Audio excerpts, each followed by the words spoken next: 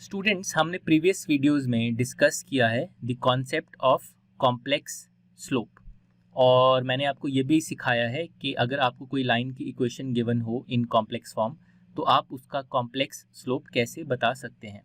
अब हम उन आइडियाज़ को अप्लाई करना सीखेंगे। हम एक्चुअल प्रॉब्लम्स में देखेंगे कि इस कॉन्सेप्ट को कैसे अप्लाई किया जाता है। तो चलिए अपने पहले एग्जाम्पल पे आते हैं। पहला एग्जाम्पल है हमारा line parallel to another line. तो इस एग्जाम्पल को समझने के लिए मान लीजिए आपके पास एक फिक्स्ड लाइन गिवन है इन द प्लेन, ठीक है, और इसकी इक्वेशन गिवन है as A conjugate Z plus A Z conjugate plus B equal to 0। तो इस लाइन की इक्वेशन जनरल फॉर्म में गिवन है। अब मान लीजिए एक और लाइन है जो इस पहली लाइन के पैरेलल है, ठीक है, और जो कि एक फिक्स्ड पॉइंट Z1 के थ्रू पास कर रही है। तो ये दूसरी लाइन है, ये Z1 के थ्रू पास कर रही है और ये पहली लाइन के पैरेलल है। तो हमारा प्रॉब्लम है हमें इस दूसरी लाइन का इक्वेशन निकालना है using the concept of complex slope. तो बहुत ही ईजी है ये, तो क्योंकि दोनों लाइंस पैरेलल हैं तो दोनों लाइंस की कॉम्प्लेक्स स्लोप्स जो हैं वो बराबर होनी चाहिए। तो पहली लाइन की कॉम्प्लेक्स स्लोप क्या है, जो फिक्स लाइन है हमारी, इसकी कॉम्प्लेक्स स्लोप को हम लिख लेते हैं S1 तो हो जाएगा minus coefficient of Z conjugate यानी कि minus A divided by coefficient of Z यानी कि ए कॉन्जुगेट। तो ये है S1। अब जो दूसरी लाइन है हमारी जिसकी हमारी इक्वेशन निकालनी है हमें, उस पर आप किसी भी पॉइंट को, वेरिएबल पॉइंट को आप Z मान लीजिए। तो अब Z और Z1 की टर्म्स में हम दूसरी लाइन की कॉम्प्लेक्स स्लोप को कैसे लिख सकते हैं, तो इसको हम लिख लेते हैं S2 और ये हो जाएगा Z minus Z1 divided by इसी का conjugate Z conjugate minus Z1 conjugate. तो दूसरी लाइन की कॉम्प्लेक्स स्लोप को आपने ऐसे लिख लिया। अब क्योंकि दोनों लाइंस जो हैं वो पैरेलल हैं तो हमारे लिए ये कंडीशन जो है वो सेटिस्फाई होना चाहिए S1 इक्वल टू S2। ये कंडीशन सेटिस्फाई होना ज़रूरी है और बस यहाँ से हम लिख लेंगे फिर minus A by A conjugate जो कि S1 की वैल्यू है must be equal to Z minus Z1 by Z conjugate minus Z1 conjugate, ठीक है, जो कि S2 की वैल्यू है। तो इसको क्रॉस मल्टीप्लाई कर लेते हैं। तो minus A into Z conjugate minus Z1 conjugate minus A into Z conjugate minus Z1 conjugate equal to दूसरी साइड आ जाएगा हमारा A conjugate into Z minus Z1। तो A conjugate into Z minus Z1, ठीक है।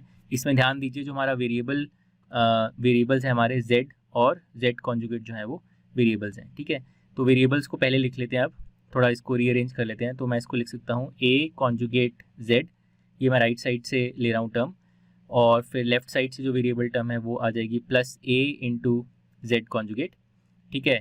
और फिर जो हमारी कांस्टेंट टर्म्स आ जाएंगी वो आ जाएंगी minus A conjugate into Z1 plus A into Z1 conjugate, ये इक्वल टू 0। तो ये आप यहाँ पे पॉज करके वेरीफाई कर लीजिए कि मैंने जो कैलकुलेशन है वो करेक्टली करा हुआ है, ठीक है। और इसको मैं फाइनली एक और स्टेप ऑफ सिंप्लीफिकेशन कर सकता हूँ, ए कॉन्जुगेट जेड और ए जेड कॉन्जुगेट को मैं ऐसे लिख देता हूँ। बट जो तीसरी टर्म है ब्रैकेट के अंदर, ये है ए कॉन्जुगेट Z1 प्लस ए Z1 कॉन्जुगेट। जो दूसरा है टर्म यहाँ पे ए Z1 कॉन्जुगेट, वो पहले टर्म का कॉन्जुगेट ही है। तो इसको मैं लिख सकता हूँ minus twice of real part of A conjugate into Z1, ठीक है। तो ये इक्वल टू 0। तो अब हमारा दूसरी लाइन का इक्वेशन आ गया इन द जनरल फॉर्म। इसमें आप देखिए Z का जो कोफिशिएंट है वो है A कॉन्जुगेट और Z कॉन्जुगेट का कोफिशिएंट है A। तो यहाँ से भी अगर आप दोबारा से कॉम्प्लेक्स स्लोप निकालेंगे S2 तो वो आ जाएगी minus A by A conjugate जो कि S1 के बराबर है और यही हमें चाहिए था। और जो कांस्टेंट टर्म है वो है minus twice of real part of A conjugate into Z1 और ये एक प्योरली रियल नंबर है। तो इस तरह से हमने निकाल लिया equation of line parallel to another line. अब हम एक सिमिलर एग्जांपल करते हैं, equation of line perpendicular to another line. तो ये केस काफ़ी सिमिलर है पहले एग्जांपल से। तो मान लीजिए आपको एक फिक्स्ड लाइन गिवन है प्लेन में और इसकी इक्वेशन गिवन है A conjugate Z plus A Z conjugate plus B equal to 0, और आपको एक और लाइन गिवन है जो कि इस पहली लाइन के परपेंडिकुलर है, ठीक है। तो मान लीजिए वो ये लाइन है और ये जो दूसरी लाइन है ये एक फिक्स्ड पॉइंट Z1 से पास कर रही है, ठीक है। तो ये जो दूसरी लाइन है इसकी हमें इक्वेशन लिखनी है, ठीक है। तो वंस अगेन हम क्या करेंगे, हम दोनों लाइंस की कॉम्प्लेक्स स्लोप्स लिख लेंगे, और क्योंकि यहाँ पे दोनों लाइंस परपेंडिकुलर हैं तो कॉम्प्लेक्स स्लोप्स का जो सम है वो 0 होना चाहिए। तो पहली लाइन की कॉम्प्लेक्स स्लोप S1 जो फिक्स लाइन है उसकी जो गिवन लाइन है उसकी हम लिख लेते हैं complex slope as -a/a conjugate. अब जो हमें लाइन चाहिए, जिसकी इक्वेशन चाहिए, उसकी कॉम्प्लेक्स स्लोप हम कैसे लिखें, तो उस पर हम वापस से एक वेरिएबल पॉइंट लेते हैं z, जिसकी टर्म्स में हमारी इक्वेशन आएगी। तो अब हम z और z1 को यूज़ करके complex slope of the second line लिख लेते हैं। ये हो जाएगी S2 = z minus z1 by z conjugate minus z1 conjugate, ठीक है। तो वंस अगेन ये यहाँ तक तो सेम है ये प्रीवियस एग्जांपल के। अब बस हमें क्या करना है, हमें करना है S1 + S2 = 0। तो यहाँ पे हम ये करेंगे, पिछले एग्जांपल में हमने किया था S1 = S2, तो इसको हम कर लेते हैं। तो यहाँ से आ जाएगा -a/a conjugate plus z minus z1 by z conjugate minus z1 conjugate = 0। तो अब इसको सिंप्लीफाई कर लेते हैं। तो हम क्या करेंगे, माइनस ये जो सेकेंड टर्म का डिनोमिनेटर है इसको इससे मल्टीप्लाई कर देंगे, फर्स्ट टर्म का डिनोमिनेटर को इधर मल्टीप्लाई कर देंगे, और फ्रैक्शंस की तरह बेसिकली हम ऐड कर देंगे। तो हमारा आ जाएगा -a × z conjugate minus z1 conjugate plus a × z minus z1 = 0, ठीक है। हमें इसको general form of the equation में लिखना है। तो हम पहले ये टर्म लिख लेंगे a × z, जो हमारा पहला वेरिएबल टर्म है, तो a × z, और फिर हम ये वाला टर्म लिख लेंगे -a × z कॉन्जुगेट, तो ये आ जाएगा -a × z कॉन्जुगेट, और फिर हम कांस्टेंट टर्म्स लिख लेंगे -a × -z1 कॉन्जुगेट, ये हो जाएगा +a × z1 कॉन्जुगेट, और फिर फाइनली हमारा आ जाएगा a × -z1, वो आ जाएगा -a z1, ठीक है। तो इसको ब्लैक कलर में लिख लेते हैं, -a z1 plus z minus z1 divided by z conjugate minus z1 conjugate, जो कि S2 की वैल्यू है, ये = 0, ठीक है।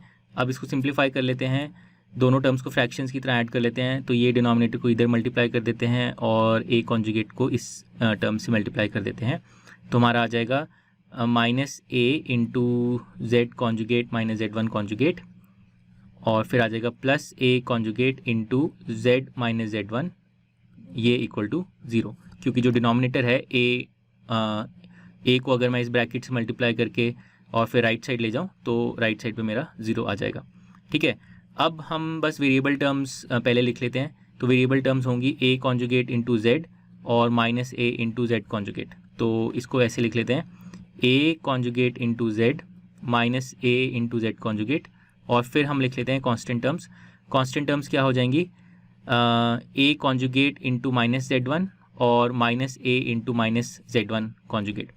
तो कांस्टेंट टर्म्स को हम लिख सकते हैं +a × z1 conjugate minus a conjugate × z1, ठीक है। तो ये = 0। और अब हम फाइनली क्या कर सकते हैं, ये जो दो टर्म्स हैं हमारी, इसमें हम ये देख लेते हैं कि जो सेकंड टर्म है ये पहले टर्म की कॉन्जुगेट है। तो इसको यूज़ करके हम थोड़ा और सिंप्लीफाई कर सकते हैं और हम लिख सकते हैं a conjugate z minus a × z conjugate, और फिर हम आखिरी दो टर्म्स को कंबाइन करके लिख सकते हैं 2 × iota × imaginary part of a conjugate a × z1 conjugate, ये = 0। Iota × imaginary part of a × z1 conjugate, ठीक है, ये = 0। और फाइनली अगर हमें इसको इस इक्वेशन को जनरल फॉर्म में लिखना है, तो जो लास्ट टर्म है कांस्टेंट टर्म, उसको हम टिपिकली कन्वेंशनली हम प्योरली रियल लिखते हैं। तो इसके लिए हम दोनों साइड्स को आयोटा से मल्टीप्लाई कर देते हैं। तो उससे हमारा बन जाएगा iota a conjugate z minus iota a z conjugate, और फिर आ जाएगा -2 imaginary part of a z1 conjugate = 0। तो ये हो गई हमारी equation of the line in general form, जो कि perpendicular to the first line है।